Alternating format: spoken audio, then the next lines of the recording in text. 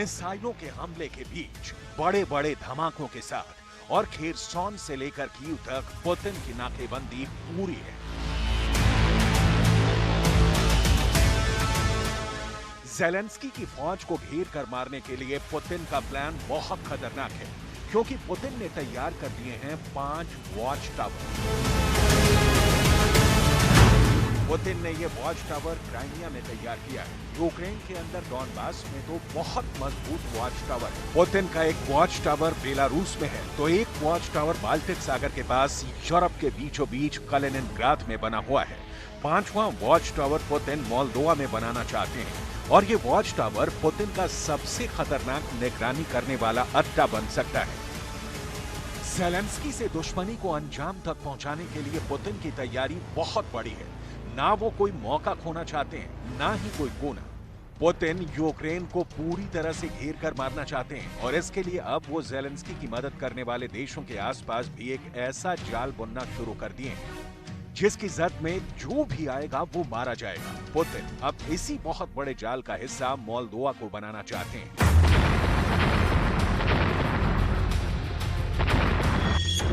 Europe और NATO देशों को डर है कि यूक्रेन में युद्ध के दौरान पश्चिमी देशों पर दबाव बढ़ाने के लिए पुतिन मोल्दोवा को भी अपने युद्ध की जद में ले सकते हैं। मोल्दोवा पुतिन की फायरिंग लाइन में पहले ही आ चुका है। वो इशारों में मोल्दोवा को अंजाम से रूबरू भी कराते रहे हैं। ऐसा कई बार हुआ है कि रूस ने जो मिसाइल काला सागर से दागी, वो मोल्दोवा के एयर स्पेस से होकर गुजरी और फिर पश्चिम यूक्रेन में जाकर गिरी। पुतिन के इरादों से यूरोप अनजान नहीं है, और वो मोल्दोवा से रक्षा संबंध भी बढ़ा रहा है। मोल्दोवा ने तो कई बार दावा किया है कि यूक्रेन पर दागी मिसाइलों का मलबा उसके इलाके में भी गिरा है, यानी मोल्दोवा कभी भी युद्ध की चपेट में आ सकता है। मोल्दोवा को लगता है कि यूरोपियन यूनियन का हिस्सा बनकर वो पुतिन के गुस्से से बच सकता है। अब तो मोल्दोवा यूरोप के और करीब आ चुका है। अगले कुछ सालों में मोल्दोवा यूरोपीय संघ का हिस्सा बन सकता है। पुतिन इस बात से वाकिफ है, लेकिन नाटो उनसे ये बाजी किसी भी हालत में जीतना चाहता है।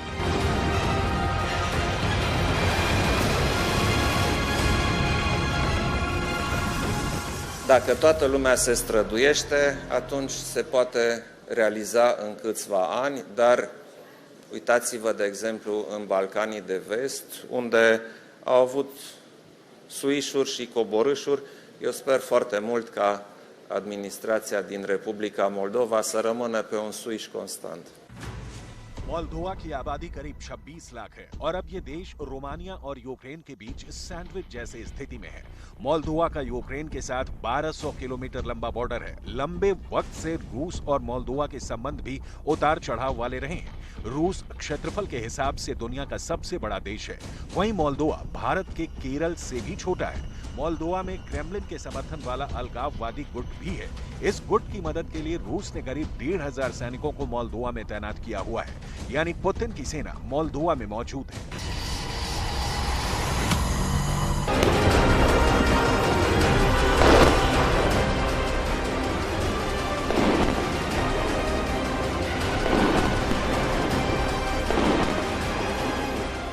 Пребывание напрямую связано с перспективами политического урегулирования приднестровской проблемы, в процессе которого Россия выступает в качестве посредника и гаранта. Ни у кого не должно быть сомнений, что российские вооруженные силы будут адекватно реагировать на любые провокации против наших военных в Приднестровье и обеспечат защиту наших соотечественников, российского миротворческого контингента и военнослужащих и военных складов в поселке Колбасно, которые они охраняют. И любые действия, представляющие угрозу их безопасности, будут рассматриваться в соответствии с международным правом как нападение на Российскую Федерацию.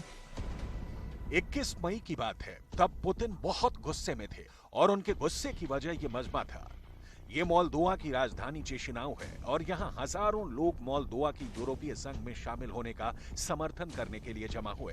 तब से पुतिन इस भीड़ को देखकर बेचैन है। वो मोल्दोवा को सबक सिखाना चाहते हैं, ताकि बाइडेन के साथी यानी नाटो देश उनके और करीब बढ़ने की गलती ना करें।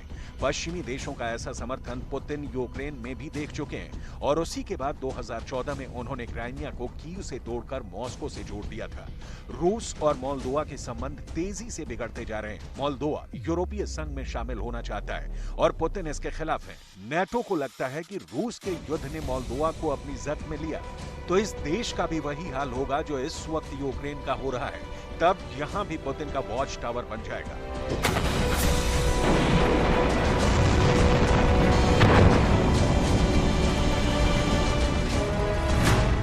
मोल्दोवा में अलगाववादी गुट वहां के ट्रांसनेस्ट्रिया इलाके में सक्रिय हैं। यहां पर पुतिन का वॉच टावर बन सकता है। ये मोल्दोवा के साथ यूक्रेन के लिए भी बड़ा संकट बन जाएगा, क्योंकि यहां से पुतिन की नजर दूर तक जाएगी। पुतिन ने मोल्दोवा में वॉच टावर बनाया तो यहां से पुतिन पूरे पश्चिम यूक्रेन पर निगरानी करेंगे। दक्षिण यूक्रेन पर उनकी नजरें होंगी। ओडेसा जैसे सामरिक रूप से अहम शहर पर भी पुतिन नजर रख पाएंगे। ओडेसा वो जगह है जहां पुतिन ने हमले तो बहुत किए, लेकिन ये जगह अब भी जेलेंस्की के पास है।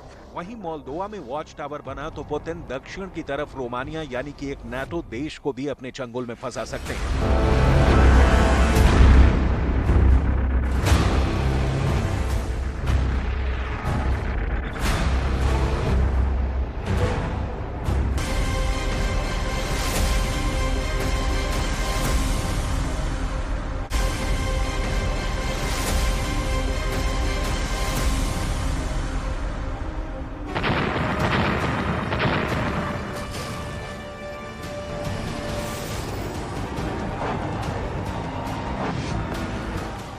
जब से ज़ेलेंस्की ने अपने नए वीडियो में F-16 फाइटर जेट दिखाया है, वो भी एक नहीं बल्कि दो, तब से कयास लगाए जा रहे हैं कि अमेरिका का बनाया गया ये लड़ाकू विमान बहुत जल्द यूक्रेन को मिल सकता है।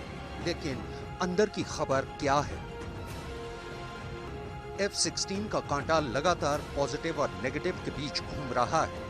कभी ज़ेलेंस्की को लगता है F-16 आएगा, तो कभी ज़ेलेंस्की को एहसास होता है कि F-16 के नाम पर बहुत बड़ा मजाक हो गया है। ऐसे में F-16 के स्टेटस की सच्चाई क्या है, इसके कांटे पर पूरी दुनिया की नजर है।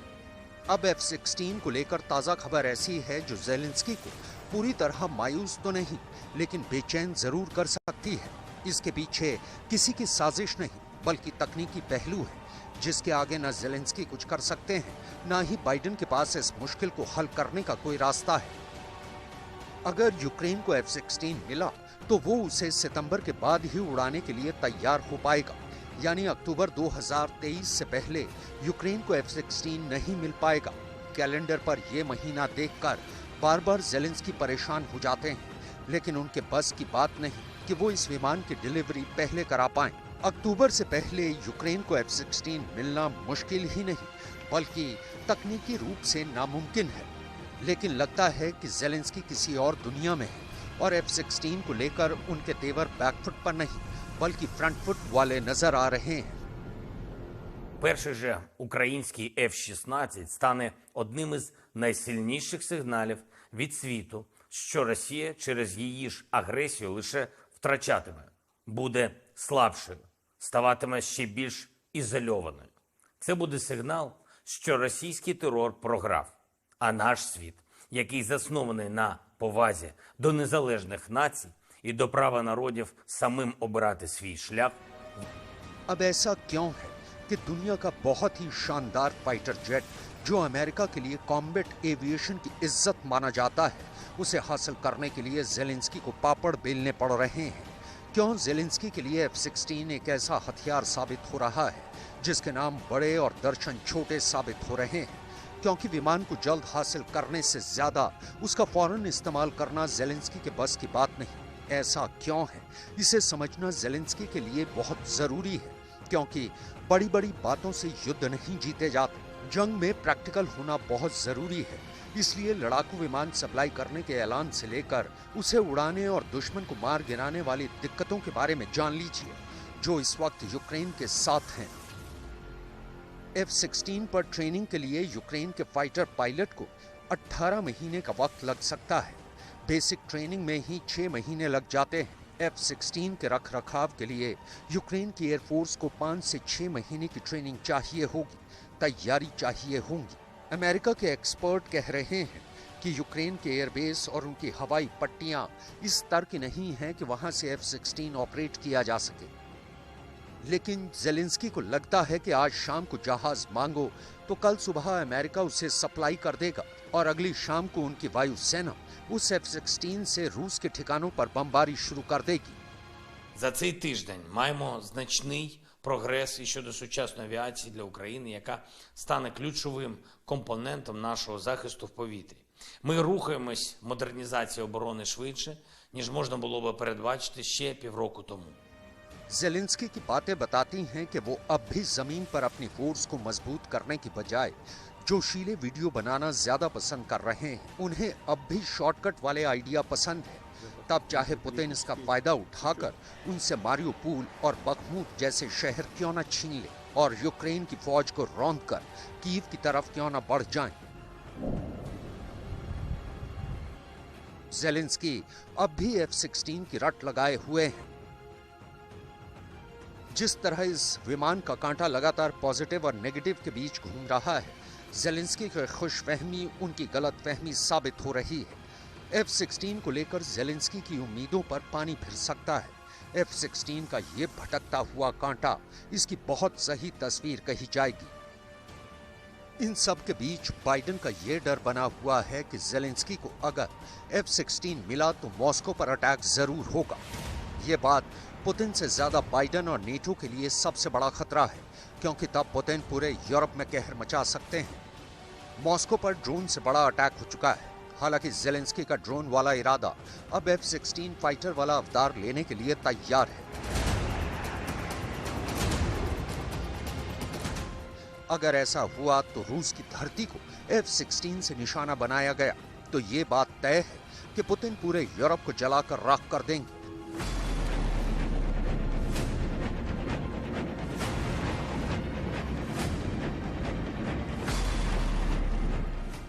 बाइडेन को यह बात बता दी गई है। अगर जेलेंस्की ने ऐसा किया तो पुतिन क्या करेंगे, कौन कौन से शहर तबाह करेंगे, कहां कहां रूस आग लगा देगा।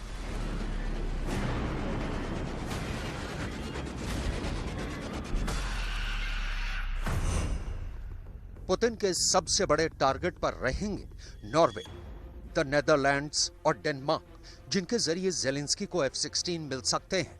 पुतिन के टारगेट पर सबसे पहले यही देश होंगे। अगर ऐसा हुआ तो क्या होगा, क्योंकि ये तो नेटो देश पर हमला माना जाएगा, फिर रूस और नेटो की सीधी टक्कर शुरू हो जाएगी। ऐसे में ये लड़ाई विश्व युद्ध में तब्दील हो सकती है और फिर दुनिया की दो सबसे बड़ी न्यूक्लियर पावर एक दूसरे पर हमला करेंगी।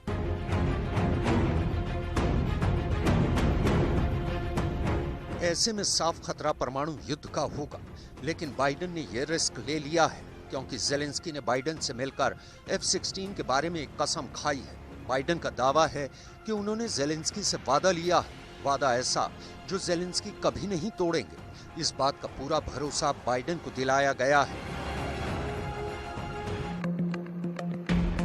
लेकिन F-16 पुतिन की सीमा में दाखिल हो गए तो पुतिन का गुस्सा यानी रूस की एयर स्ट्राइक चारों देशों पर 24 घंटे के अंदर की जाएंगी।